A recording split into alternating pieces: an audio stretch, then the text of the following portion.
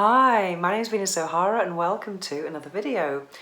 Today I wanted to talk about my experience posing nude because I saw a video the other day on YouTube and it was about the self-objectification era that we're in, and they were talking about Instagram models and all of this, and I just thought that I wanted to share my own perspective on posing nude because it's something that I've done a lot of over the years. And actually I started my blog 10 years ago this summer, and at first it was focused on I wanted to create a fetish glossary of 50 fetishes, which I've done, and that contained information about the fetish and articles, my opinions and experiences with those fetishes, and photos as well. So it's a massive kind of fetish Wikipedia type thing.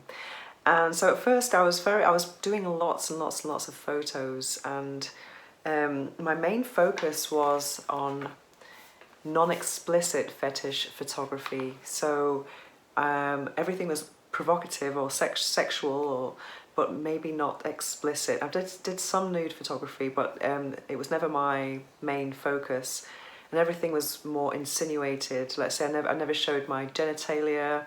Sometimes I did topless, but not very often.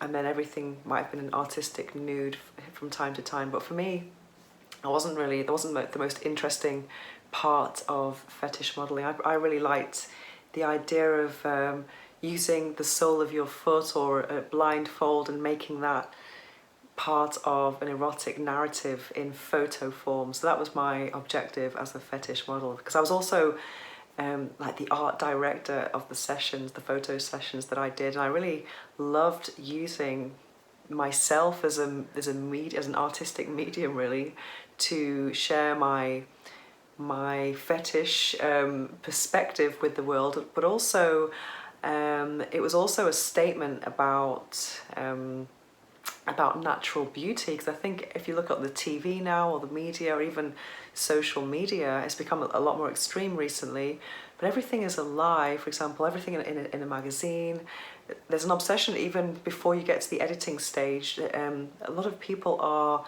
using Botox, fillers, extensions, fake nails. There's a lot of fakery around, and then on top of that you've got retouching in magazines, etc. So I've always been very against this, and I actually studied art history in the late 90s, and at the time I think the idealized beauty was Pamela Anderson, that type of blonde hair and fake tits. So the look was becoming very, very popular. And then when I discovered all the Venus, that's why I became obsessed with the Venus, being a Venus, I guess. So it really, really spoke to me. I really liked the natural beauty of a typical Venus Renaissance painting, or different eras as well. I really liked how it was a celebration of natural female beauty. So that's how and so I guess at first I was painting these Venus, or I was the spectator, and then I became the Venus, I guess, and I went in front of the camera. I was no longer the spectator, and then it was an artistic expression for me. I never ever thought about making a photo for someone to pleasure themselves with. That was never something that crossed my mind. But if someone did it, doesn't really bother me. But it's not something that it was going through my mind, because I think a lot of people think that if you take photos, it always has that sexual, that you want to really excite the spectator. And I guess I did want to provoke maybe different narratives, but I think it was always more about my own expression. I never did anything that just for the spectator. It was also always something that I found interesting as well. Yeah, so so my website is really focused on natural beauty, and I've actually got a members area, and that's got a lot of photos from my first photo shoots, and a lot of fetish photos, some nudity, some topless as well, and might be the only erotic website with no photoshopping, so I'm really proud of that. It's also easier, it takes less time to create a website like that with no editing phase. but I really wanted to share my own art. And a lot of the pictures actually recently, the last few years, I've actually taken myself. So I've been the spectator and the model at the same time. So that's quite interesting, really. So the technology has changed so much. I remember years ago I used to do professional photo sessions and then be begging the photographer to send the pictures to me. Whereas now the phones of everything's improved so much, so I can take my own photos. So that's really cool.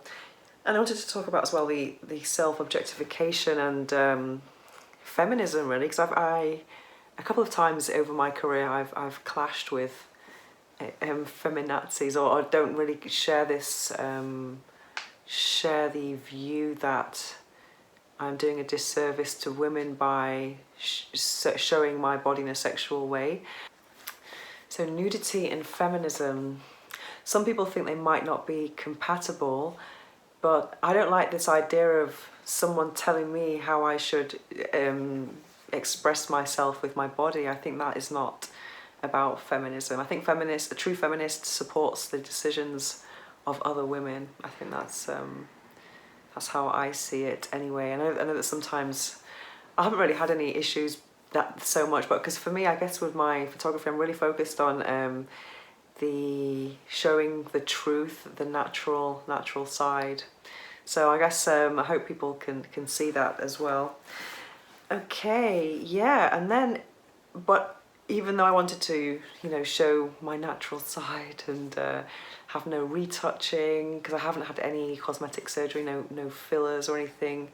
I've never done a diet, so this is something I really want to share. I want to share a very body positive message. But then in the last 2 years, I had this spiritual awakening, and my relationship with my body has changed a lot in this time. And also I moved apartments. When I first moved into this apartment, I stopped taking so many erotic selfies because I was so cold. And so I just got lazy about the whole thing, really. But now I'm not against it at all. I just can't be bothered, really. But now my whole relationship has changed with my body, because before, even though I wanted to share this message of unretouched photos, etc., I did want to look good ultimately. I wanted to make the natural look good and feel good, etc. Whereas now I want to use my body as a canvas for my message. So in many ways, for example, when I go to the gym, I'm one of the strongest in the class in body pump, which is amazing, and I'm really proud of the fact that I don't eat any animal products, and I don't have any of these nasty protein shakes either, and I can lift heavier weights than a lot of the guys or the carnists in the class. So that's another one way I'm using my body. And yeah, I'm just getting very, very strong at the moment, and yeah, I might share more photos of my transition. So that's something to look forward to. And yeah, so I don't really define myself. I used to think my body was me, and now I don't see that at all anymore. I see my body as a tool or a vehicle. So I don't take nudity so seriously anymore. And also, living in Spain as well has also helped me to have a more relaxed perspective on nudity. Actually, just yesterday I was enjoying a vegan lunch with Barcelona vegan community. I'm one of the event organisers, and there was a girl from Germany who was talking about her experience in a gym in Scotland, I think, and she was amazed that she got undressed like naked in the middle of the changing rooms, and then everyone else was just like hidden, and that's how I grew up.